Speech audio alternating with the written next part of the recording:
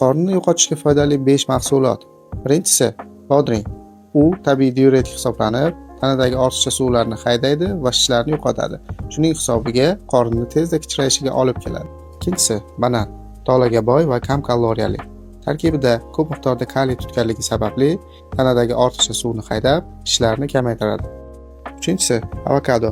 U ozdirishdan tashqari, tarkibidagi foydali yog'lar tufayli tanada yallig'lanishni kamaytiradi va qonda qand miqdorini ham normaga soladi.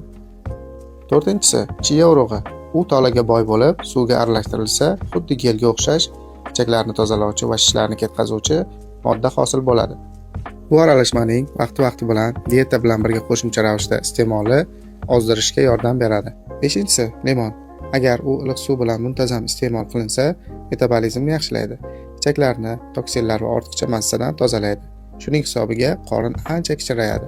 Eng so'nggi yangiliklardan birinchi bo'lib xabardor bo'lish uchun Telegram kanalimizga obuna bo'ling.